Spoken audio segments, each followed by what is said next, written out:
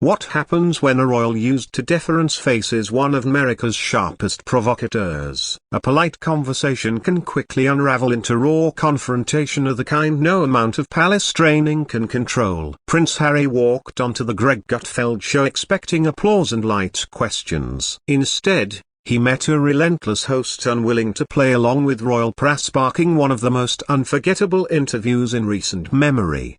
The studio lights glared against Greg's desk as the announcer's voice boomed, "Please welcome, Prince Harry." Harry strode on stage, shoulders squared, jaw tight, dressed in a fitted dark suit with teal's casual flair.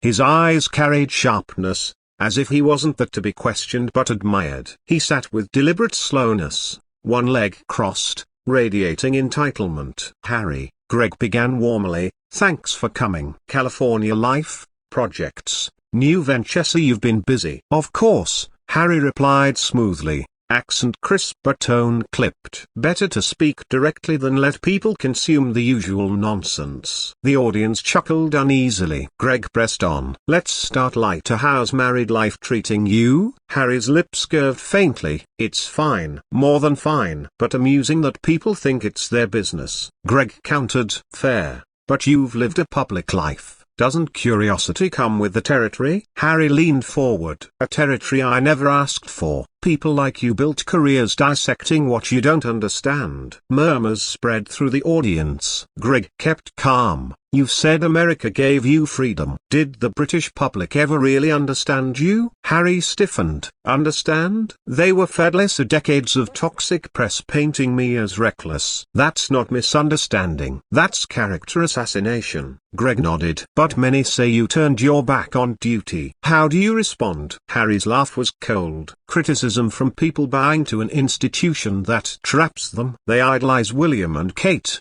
blind to the rot. At least I had the courage to leave." Gasps filled the room. Greg pushed further. "Since you brought them up, how many admire William and Kate for embracing responsibility?" "Do you?" Harry cut him off. "Admire them? Please. They perform for cameras, hiding behind palace walls. Americans worship them because they don't see the truth. I'm done pretending they're saints." The tension thickened. Greg's smirk faded. "But you left for privacy and yet, Netflix, books, endless interviews. Some say you've monetized your exit. How do you respond?" Harry crossed his arms. "I didn't monetize anything. I survived. If people don't like my story, they can stop listening." Greg leaned forward. "Isn't it fair that when you go public with private struggles, people ask questions?" Harry's smirk turned venomous. "You thrive on my life because without me, you'd have nothing to talk about. My name keeps shows like this alive." The audience gasped. Greg chuckled dryly. "You give yourself a lot of credit, Harry. This show would be fine without you." Harry scoffed. "Would it? Let's be honest, this is the most relevant your program has been in years." The air thickened. Greg pressed.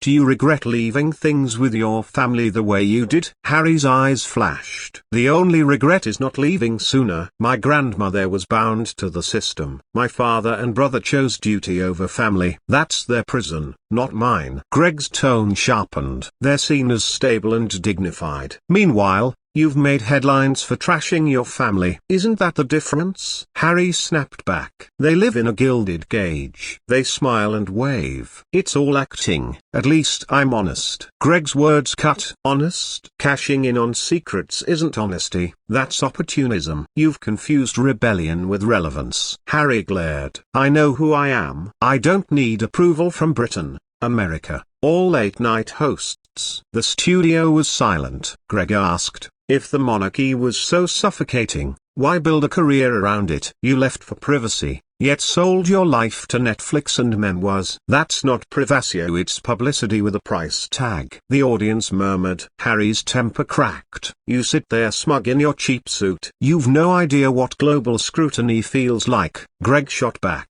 "Cheap suit? Yes, but I bought it. Unlike you, every privilege you've had came with the Windsor name. Strip that away and you're just another guy in LA." The audience gasped. Harry faltered. "That's absurd. I've built a life of my own." Greg leaned back, voice calm but sharp. "No, Harry, you've monetized your family. Every dollar since leaving came from your royal name and grievances. Without that, what are you? Harry's face reddened. You don't know me. You don't know the betrayal. Greg cut in. And yet William and Kate endured the same and didn't burn it down. They grew up. You didn't. You're not a leader. You're not even royal anymore. You're just living off fumes of a title you no longer deserve. The words detonated. Gasps, whispers, nervous claps spread. Harry shot up, furious. How dare you? You don't know me or my family. I won't sit here and be humiliated. He yanked off his mic, slamming it onto the chair. This is beneath me. You're beneath me. I'm done. The audience erupted, half in shock,